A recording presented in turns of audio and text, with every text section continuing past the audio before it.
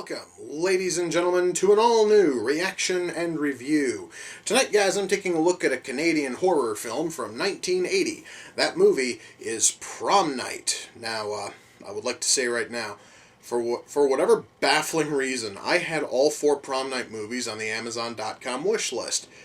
And some lunatic went and bought up all 4 of them, so now, I get to see if any of them are any good, because I do plan on watching all 4 of them over the course of this month. Now, I'm going to tell you everything I know about the first one here, though. I know it stars Jamie Lee Curtis. I know it stars Leslie Nielsen. And I'm going to take a wild assumption here. I think it has something to do with Prom Night. I don't know why. Just call it a real wild hunch. Seriously, I know nothing else about what the fuck's going on in this movie. I don't even know if it even looked any good, because I couldn't be asked to look up a trailer. So, I'm going into this one a hell of a lot more blind than I usually do, and I'm not sure if that's a good thing. But the only way to find out if this fucker's any good at all is if I just shut the hell up and I push play. So, I plan on doing that right now. So, without further ado, it's time to kick back, relax, and check out Prom Night. Are they really going to say that that was a fucking accident? They pressured the kid onto the windowsill. They kept pushing forward. Naturally, she was probably going to fall out of that dingy, broken down window. So yeah, kids, you are completely at fucking fault, you batch of fucking lunatic psychos. What the fuck is wrong with this goddamn movie, man?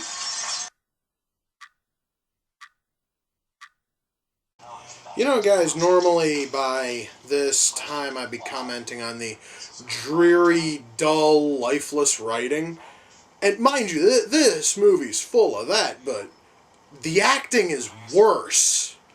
This is by far some of the worst acting I've seen in a long fucking time, and frankly, a movie which is this boring does not need bad acting making everything worse. Alright, I have a question. It's probably a real stupid one, but I'm going to ask anyway. Alright, now this movie was made in 1980. There are signs everywhere about how this prom's going to have a disco theme. I could have sworn that disco was long dead by 1980, unless disco somehow suffered and lived even longer in fucking Canada. It seems like a little bit of an oversight to me, because, again, disco was dead long before this fucker came out. Why the hell would any school in its right mind have a disco-themed prom? I'm sort of curious now.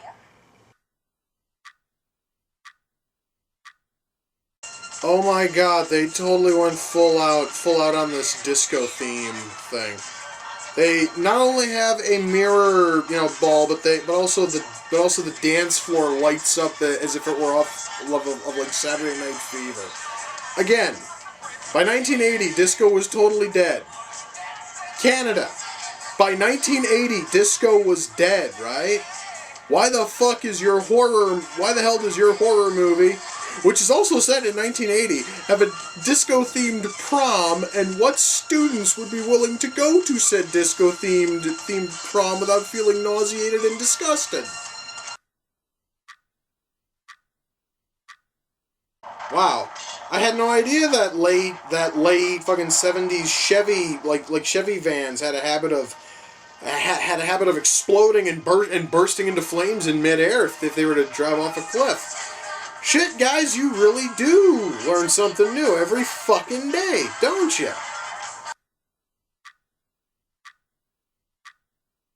Alright, I just noticed that our killer's ski mask is covered in glitter. I didn't know you could get glittery black ski masks. All of a sudden, I kind of want one, just simply so that way I look a little different whenever I'm walking around outside and it's really fucking cold. Seriously, where the fuck would a person get a glittery black ski mask? I'm kind of curious.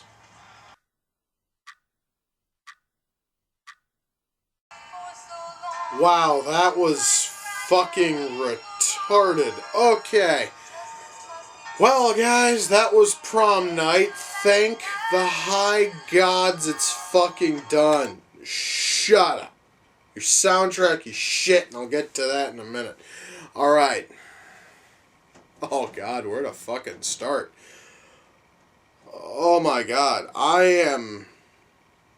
Sorry guys, I'm actually kind of speechless. Well, no, actually I'm not speechless. I'm trying to wake up. The movie was that fucking dull. Okay, let's start with the writing, alright? Let's start with the writing. First of all, normally I'm able to give you guys like writer's credit because they usually have it like written on the back here.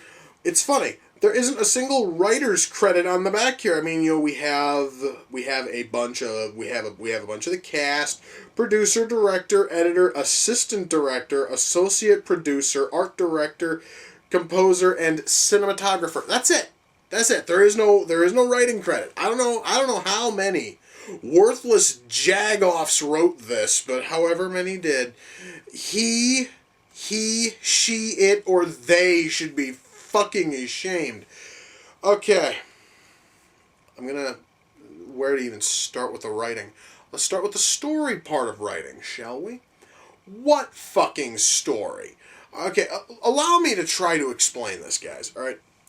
Now, the primary bit of this is a bunch of kids were playing a really demented version of hide and seek when they were 10, which accidentally led to the death of, another kid. Alright? That is it for the start. Then we jump 6 years ahead.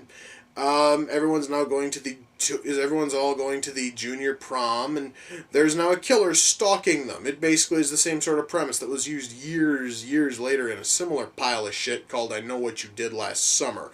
Except this was a little bit better, but that of course isn't saying much because I Know What You Did Last Summer was also complete shit. This thing's at least a little less so. Alright, but that right there is our main, that is our main story, is somebody is stalking the kids is killing these people who killed another child when they were younger.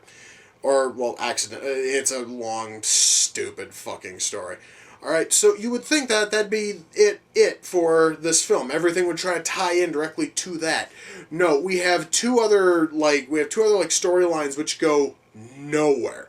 We have another classmate in this fucking high school who apparently wants to sabotage the prom. Perhaps maybe I missed her reasoning why when I was struggling to stay the fuck awake while watching this.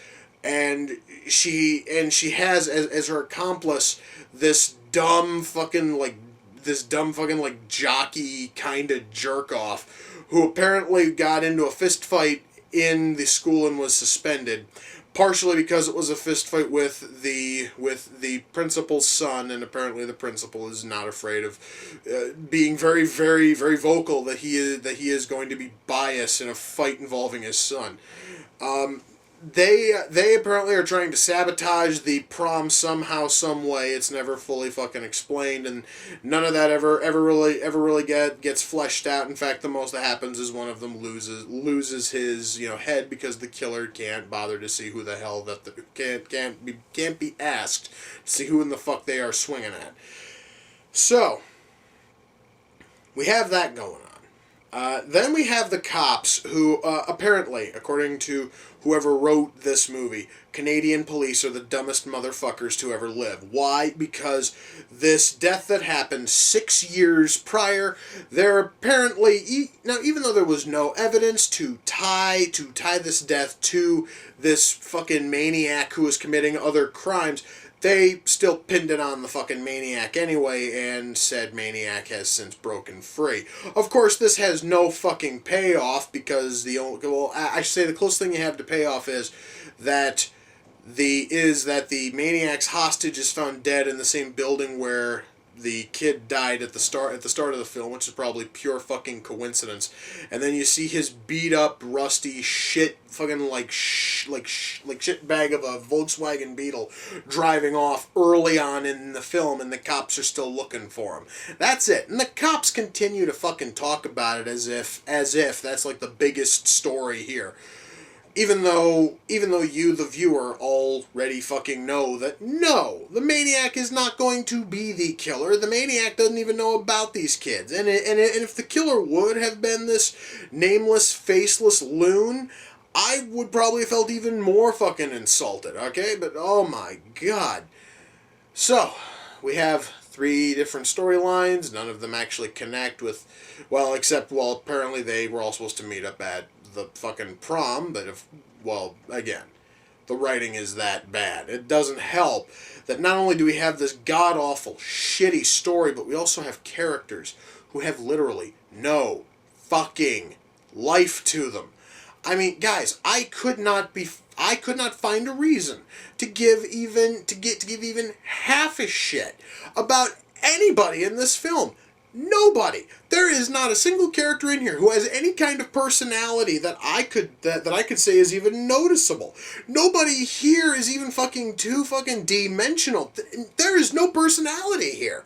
We basically have a bunch of people who are here just for the sake of fucking being here. That's it. And how the fuck are you supposed to enjoy this? And by the way, speaking of the god-awful writing and the lifeless, personality-free characters, I'd like to kind of segue away from writing for a minute and talk about the blurbs on the DVD here.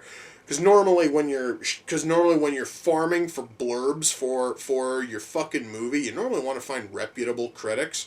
You know, critics for things like, you know, Entertainment Tonight or Newsweek or, you know, the fucking like LA Times, the New York Post, something. You do not go to shade.ca, moviehole.net, bloodydisgusting.com, and arrowinthehead.com for all of your blurbs, alright? That basically usually means that they were probably farming these out of the fucking message boards on those websites in hopes of finding something, anything, which they could fucking use. And, you know, that right there all by itself was kind of sort of a red flag, but I just sort of wanted to mention that just in case I forget. Now back onto the writing. Well, actually no, I have covered everything I can possibly say about the writing. We have characters who have no fucking personality, who have no depth, who have nothing. We have a story which has no personality, no depth, no nothing. And the actors, apparently, upon seeing this script, decided that they also wanted to turn in no personality, no depth, no nothing. This is some of the worst acting I have ever seen committed in any film. Because nobody cares. Guys, we have Leslie Nielsen and Jamie Lee Curtis in this thing, and even they couldn't be asked to fucking put any effort in. That's saying a lot. Nobody in this movie cared enough to even put in a fraction of a fucking effort to put on some kind of a believable performance. Of course, though, I do have to say, you can only work with what is given, and when you're given a script that is this lifeless and this shitty, of course, you're not going to get good acting out of it. I mean, there is no way in hell that anybody could have taken this dialogue or these shitty characters and did anything with it. So really, I can't even blame Leslie Nielsen, and I can't blame Jamie Lee Curtis. I cannot blame the rest of the cast. I have to blame the writers, because the writers don't know how to fucking write. Oh, dear God. Okay. Cinematography. Fuzzy as shit. I don't know if that's because of the transfer here. I don't know if it's because a lot of the shots were shot with this really god-awful, like, soft fucking focus, which instantly makes everything look blurry anyway, and why the fuck do you film a horror movie in soft focus? I'm kind of curious about that. So, I really don't know which one of those problems are the big reason why the picture quality in this thing is so shitty, but something here is causing the picture quality to suffer greatly. So, music. Gotta cover 2 things here. The score and the soundtrack. The score, which, mind you, the score is what gets credit on the back here. Apparently, the score was important enough to credit, but the writing wasn't. The score in this thing is bland. There is nothing here in terms of scoring that I would see as special or interesting or even memorable. Now, we get to the soundtrack. I've already talked at great length about this movie's obsession with disco. I want this to be known right now. I fucking hate disco. The fact that over half of this movie is punched up with shitty, really shitty, fourth-rate disco music is nothing shy of criminal, and it made me want to gouge my fucking ears out with the nearest sharp object. So yeah, we have a god-awful script, shitty dialogue, horrible acting, all of this punctuated with probably the worst disco soundtrack in any film ever. And you have a recipe for absolute abject failure. This movie sucks on every conceivable level, and God help me, I'm almost terrified of watching the sequels. Holy shit. Anyway, do I recommend Prom Night? No. I couldn't possibly recommend this for any reason. I mean, normally, even if a movie's bad, I can recommend it if, like, you and your friends like to have a bad movie night or something, and you just want to watch a shitty movie. I can't even recommend this for that. This thing, guys, is so bad I do not even think a person could possibly riff on it and make it fun. No, this movie is that absolutely torturous, and Jesus fuck, I hope never to have to watch it the fuck again. Now, Prom Night came off of the Amazon.com wishlist. The person who sent it in is a friend of mine. Her name is Kari. You can find her YouTube channel over on youtube.com/user/firefoxkari. Kari, I know that you like to see me suffer. Wow, there is suffering, and then there's Prom Night. Before anyone asks, when I said that the whole series was sent earlier, I mean Prom Nights 1 through 4. I am not now nor ever watching the fucking Prom Night remake, because in my opinion, remakes can all go fuck themselves, and a remake to this thing cannot possibly be any worse, but I don't want to gamble on that. Holy shit. Okay. So, Kari, thank you. And I hope and pray that the sequels are better. I will find out as this month goes on, but frankly, I really don't think a movie in this series could possibly be worse than the first one. But I will find out soon. So, with that, we come to the close of another reaction and review. Until next time, ladies and gentlemen, take care, and I will see you all in the near future. Peace.